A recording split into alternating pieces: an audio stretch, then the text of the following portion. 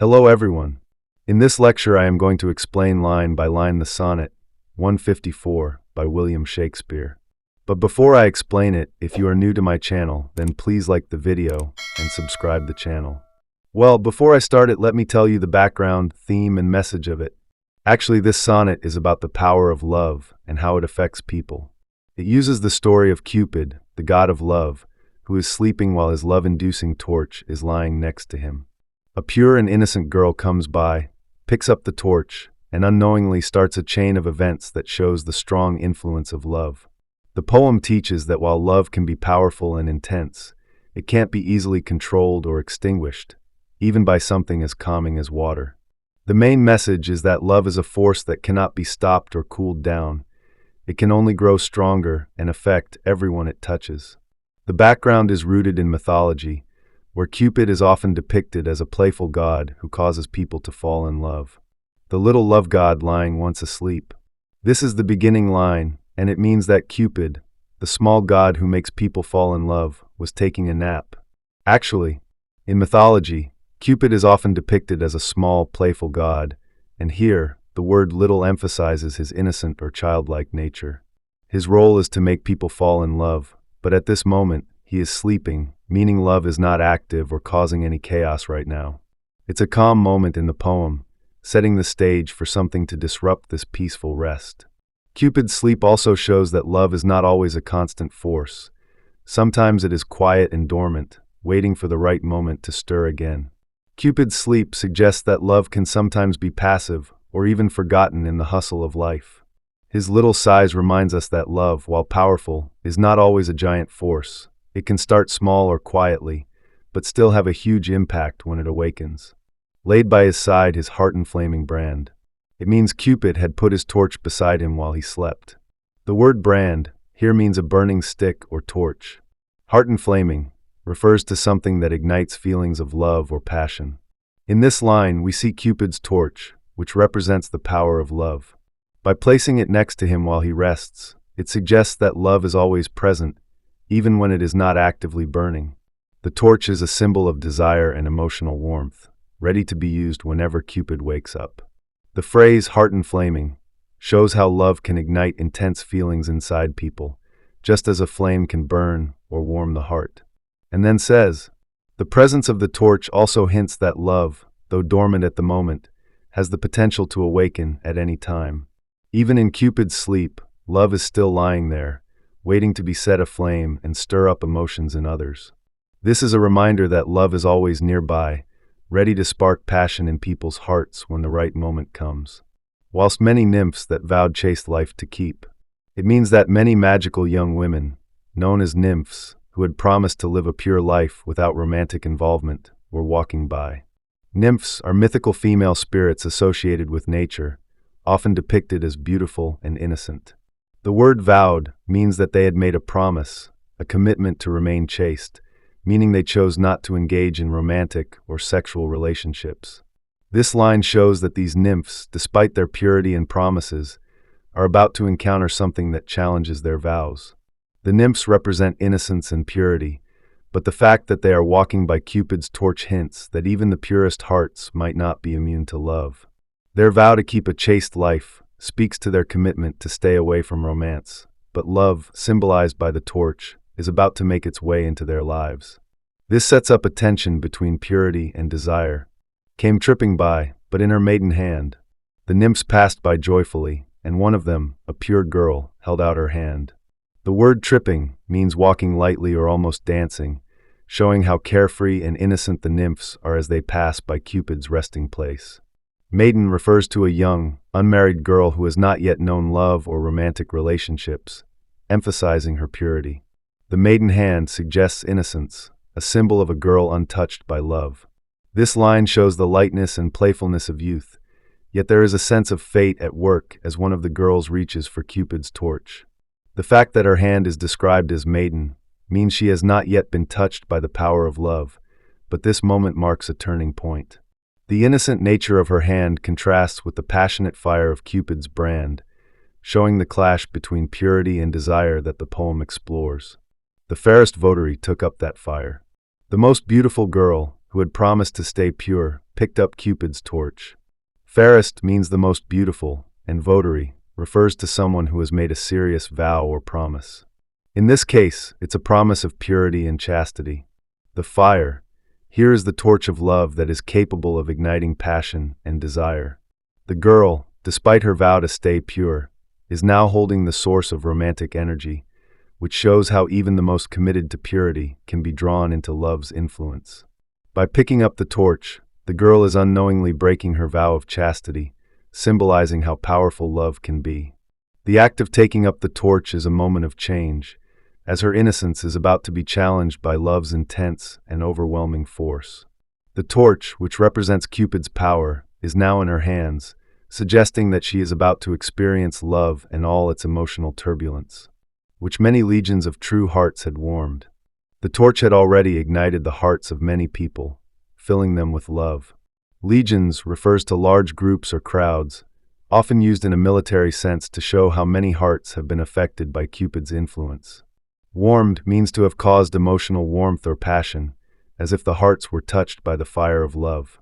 This line emphasizes that the torch is not new. It has already sparked love in many individuals, showing the widespread power of Cupid's influence.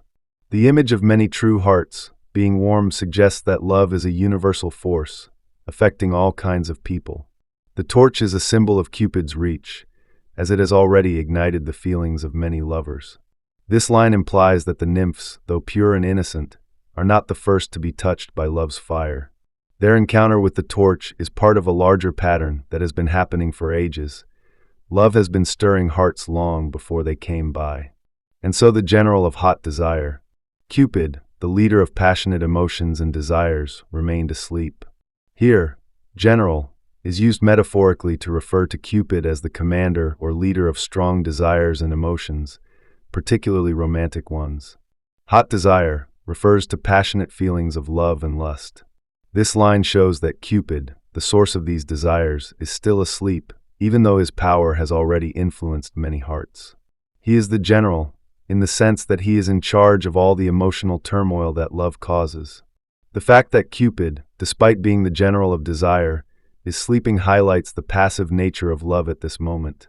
Even though love is powerful, it is dormant, waiting for the right circumstances to act. It shows how love, like a sleeping force, can be dormant at times, and only when the conditions are right does it awaken to influence the hearts of others. Was sleeping by a virgin hand disarmed. While Cupid slept, an innocent girl took away his torch, rendering him powerless. The word virgin refers to someone who is untouched by romantic or sexual experiences, emphasizing purity and innocence. Disarmed means that the girl took away Cupid's weapon, the torch, making him powerless in this situation. This line illustrates how love, symbolized by Cupid's torch, is vulnerable when left in the hands of those who are pure and innocent. The imagery of a virgin hand, disarming Cupid, also symbolizes the potential for innocence to challenge and even neutralize the power of love. It suggests that love is not always an unstoppable force. Sometimes it can be held in check by those who are pure and untainted by it. The girl's act of taking the torch shows that purity can resist love's fiery power, at least temporarily, as it removes the weapon that fuels desire.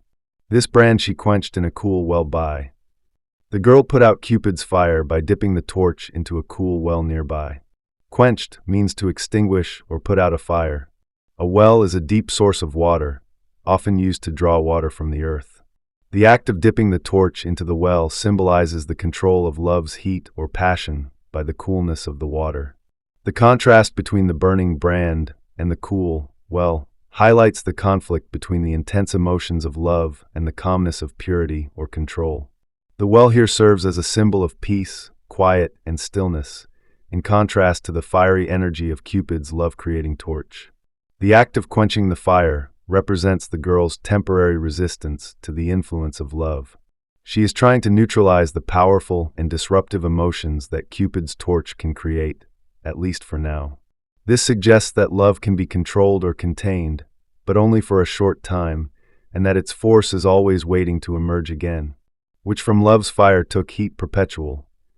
The well, after being touched by Cupid's torch, became warm and stayed warm forever. Perpetual means something that lasts forever, and in this case, it refers to the warmth the well now holds. After the torch was dipped into it, the well became a source of eternal heat, which connects it forever to love's fire. This line suggests that even though the fire was put out, the influence of love remains, permanently altering the nature of the well. The transformation of the well into a perpetual source of warmth represents the lasting impact of love. Even when the torch is no longer actively burning, its power remains embedded in the world. The girl's attempt to extinguish Cupid's fire was unsuccessful in the long term. Love leaves its mark everywhere it touches, and the warmth of the well is a permanent reminder of that influence. Growing a bath and healthful remedy. The well became like a healing bath, soothing and comforting people. Growing here means that the well transformed into something different, becoming a bath that offers healing and relief. A healthful remedy is something that cures or makes people feel better. The warmth from Cupid's fire, now trapped in the well, has made it into something useful, a source of comfort and healing. The well, which once held only cool water, now carries the energy of love, which provides solace and recovery for those who need it. The warmth of the well is no longer just about extinguishing fire. It has become a therapeutic source for the sick or heartbroken. The well symbolizes how love, even in its power to cause pain and longing, can also provide healing and comfort. Love has the ability to help people feel better, whether physically, emotionally, or spiritually. In this sense, the well becomes a remedy for those who have been affected by love's power, offering them a sense of relief and peace. For men diseased, but I, my mistress, thrall. The well helps those who are suffering, but I, controlled by the woman I love, am still in pain. Diseased here refers to being sick, either physically or emotionally, and thrall means being under someone's control or influence. The speaker is saying that while the well has the power to heal others, it does nothing for him because he is in the grip of love, unable to escape his feelings. He is controlled by his mistress, the woman he loves, which leaves him in a state of emotional suffering. This line emphasizes the personal torment the speaker feels, in contrast to the healing effect the well has on others. While others find relief and comfort from love's fire, the speaker remains trapped in his own emotional disease because of his overwhelming feelings for the woman he loves. Love, in this case, is not providing him with comfort, but instead with pain. He remains the thrall of his mistress, unable to escape the intense emotions that control him. Came there for cure, and this by that I prove. I went to the well, hoping to find healing, but learned something different. In this line, the speaker reveals that he sought the well to cure his love sickness. The phrase, "this by that I prove," means that through this experience, he learned something important. The well, which helped others, did not ease his pain, and this lesson is significant for him. His journey to the well symbolizes the search for relief from love's torment. Through this line, the speaker reflects on his own situation. He hoped the well would heal his heart, but instead, it taught him that love's power is not something that can be easily cured or escaped. His attempt to find a solution shows the desperation of trying to control or fix the effects of love. The proof, he finds, is that love's influence cannot be easily eliminated, even by something as seemingly powerful as the well. Love's fire heats water, water cools not love. Love can make things warm, but water cannot calm or reduce the intensity of love. This is the conclusion of the poem, and it reflects a key lesson. Love is stronger than anything else, including water. The fire of love is so intense that it can make even the coldest water warm, but no amount of water can reduce or cool down love's powerful heat. This line suggests that love, once it has ignited, cannot be easily extinguished or controlled. In this final message, the poem emphasizes that love is a force that cannot be subdued or contained by anything external. The well may have been able to contain the fire momentarily, but it could not stop love from continuing to affect the world. Water can't cool love, it only serves to intensify it. This line encapsulates the idea that love's power is unstoppable, and once it has taken hold, nothing can undo it. I hope you have enjoyed this lecture, and please don't forget like and subscription to my channel. Thank you.